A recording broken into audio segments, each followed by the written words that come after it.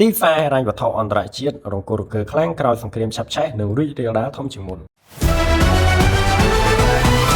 Fauna ហ្វីអឺរ៉ុបនិងអាមេរិកដាំក្បាលចុងគណៈមាសប្រាក់និងលោហៈធាតុមានតម្លៃផ្សេងទៀតបានធ្លាក់ថ្លៃប្រំគ្នាកាលពីយប់ថ្ងៃអង្គារនៃទីផ្សារអាមេរិកស្របពេលដែលប្រេងឆៅនិងលុយដុល្លារកើនឡើងបន្ថែមទៀតត្បិតក្តីបារម្ភពីការបាត់ច្រកដឹកប្រេងនិងអូស្មန်កំពុងជំរុញឲ្យប្រភពថាមពលផ្ទុះឡើងខ្លាំងនិងកើតមានអតិផរណាសាជាថ្មីឡើងមកវិញលោកត្រាំបាននិយាយថាសង្គ្រាមជាមួយអ៊ីរ៉ង់អាចប្រើពេលយូរដរាបណាសន្តិសុខជាតិអាមេរិកមិនត្រូវបានបញ្ចប់ការគម្រាមកំហែងទេនោះហើយអ៊ីរ៉ង់បានបើកការវាយប្រហារតបតយ៉ាងខ្លាំងក្លាទៅលើទ័ពអាមេរិកនិងសម្ព័ន្ធមិត្តការរីករាលដាលនៃសង្គ្រាមនេះបាននឹងកំពុងជំរុញឲ្យអ្នកវិនិយោគភ័យហ្វឹងហ្វ្លោនិងងាកចេញពីទ្រព្យដែលមានហានិភ័យខ្ពស់ដូចជាមូលបត្រហ្វាហ៊ុននិងរូបិយប័ណ្ណទាំងឡាយណាដែលរងឥទ្ធិពលខ្លាំងជាពិសេសធៀបនឹងដុល្លារហើយនៅស្វីសភ្លើងសង្គ្រាមដែលកំពុងឆាបឆេះនិងរីករាលដាលដល់ក្តៅកគុកនេះបាននឹងកំពុងបង្រួនទីផ្សារហិរញ្ញវត្ថុពិភពលោកឲ្យរង្គោះរង្គើខ្លាំងដែលអាចបង្កហានិភ័យខ្ពស់ដល់អ្នកជួញដូរ Forex និងហាងឆេងមាសផងដែរតែទោះជាយ៉ាងណាការប្រែប្រួលដ៏ខ្លាំងក្លានេះក៏ជាឱកាសសម្រាប់អ្នកជួញដូរមួយចំនួនដែលបានស្វែងយល់ពីបច្ចេកទេសបានត្រឹមត្រូវនិងតាមទាន់ស្ថានភាពអន្តរជាតិផងដែរអរគុណសម្រាប់ការតាមដានទស្សនាយើងនឹងជួបគ្នានៅវីដេអូបន្ត